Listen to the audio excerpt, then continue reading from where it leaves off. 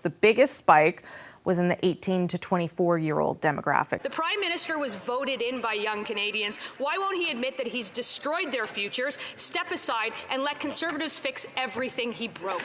I'm going to take a look at Melissa Lantsman and the way she took on Freeland in Parliament just the other day. She absolutely was talking about the youth and why the Liberals really have let down the youth. But before we get there, do you remember this from Justin Trudeau?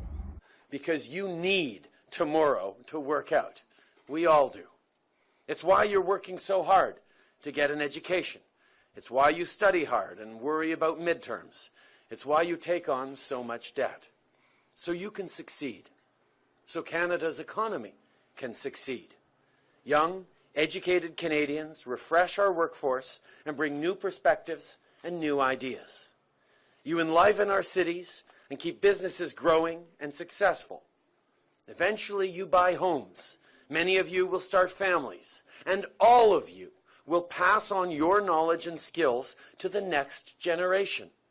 Your government can't just cross its fingers for your success. It needs you to be successful.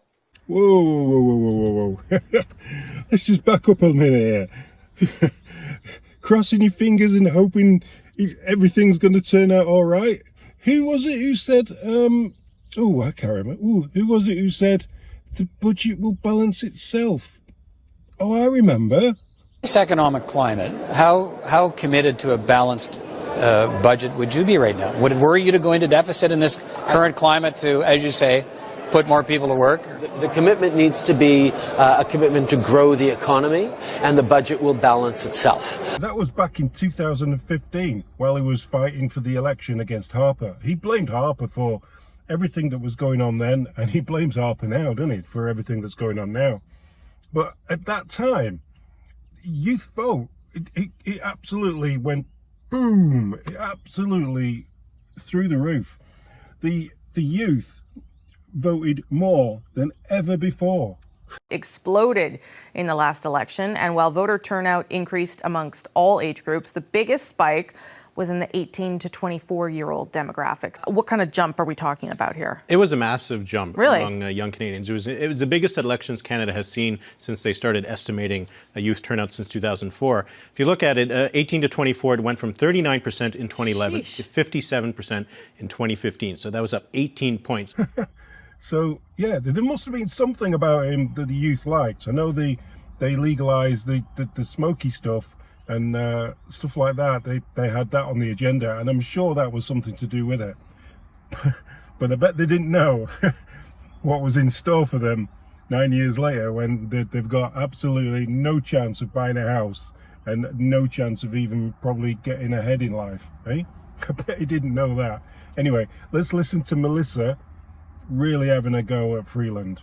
If you're under 30 in Canada, it's nothing but doom and gloom, according to Bloomberg Nanos. Gen Z's confidence in their pocketbooks is at the same level that it was in the first months of the pandemic. That's a 16-year low. The budget they said was about generational fairness has turned out to be a monumental failure. Instead, young Canadians keep getting higher spending, higher inflation, and higher interest rates, and they get nothing for it. The Prime Minister was voted in by young Canadians. Why won't he admit that he's destroyed their futures, step aside, and let Conservatives fix everything he broke? Do you think Freeland would come back and say, look, we're really trying to help, Mr. Speaker, we're really trying to help the youth of today, trying to get their houses together and trying to make better lives for themselves, wouldn't you? But no. It's the best way that a Liberal can answer a question. Best way that they think they can answer a question is by deflection. Speaker, our budget is about generational fairness and investing in young Canadians, investing in the housing, in the affordability and the economic growth that they urgently need. But you know what else young Canadians need, especially young Canadian women? That is control over their bodies. You get that control with free prescription contraceptives. The Conservatives are voting against our budget because they don't believe that a young woman should control her life and her body. We won't let them do that. I don't think the Conservatives are voting against the budget because of contraception. I think that they're voting against it because it's an absolutely awful, awful budget.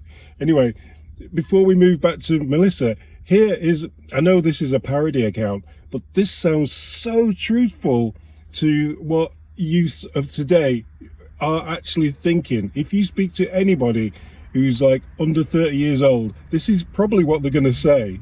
Does anyone else just work their ass off for like the last 3 or 4 years for like a college degree, and now you have a job that you hate and you still can't afford life and you're still fucking miserable and you can't pay any of your bills and you can't live in the house that you imagine, and you just feel lied to because you thought that if you just went to college and got a degree you'd be able to afford a house and like things that make you happy, but yet you're still barely can afford groceries or clothes or literally anything that makes you happy at all, and you had to spend the whole entire weekend in your bed because you literally don't have any money to go do anything other, like if you buy food you just can't have an entertainment budget. So I'm just wondering if anyone else is dealing with something like this or if it's just me, because this shit ain't it.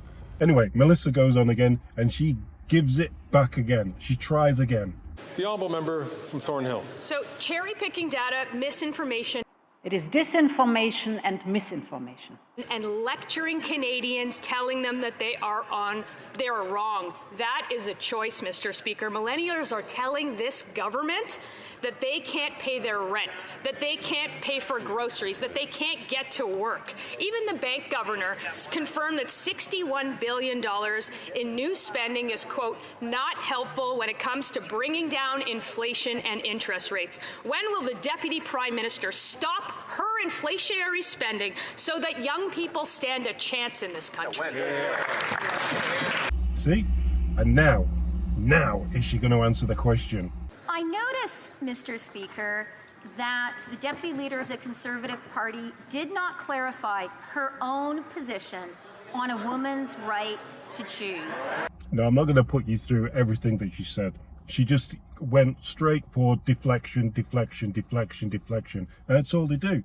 So, yeah, Melissa schooled Freeland in Parliament about the youth. And when you think about what they promised the youth, it's ridiculous what they've got at the moment. And then also to say, when you go back to what Trudeau said. Needless to say, things have changed. But Stephen Harper has not. Oops, no, not that bit. That's him blaming Harper again. This bit. Eventually you buy homes. Many of you will start families. And all of you will pass on your knowledge and skills to the next generation.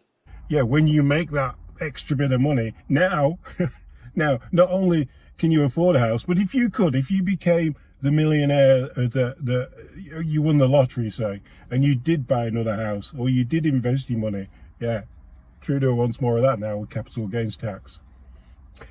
Yeah, didn't mention that back in 2015, neither, did he? No. Anyway, till next time.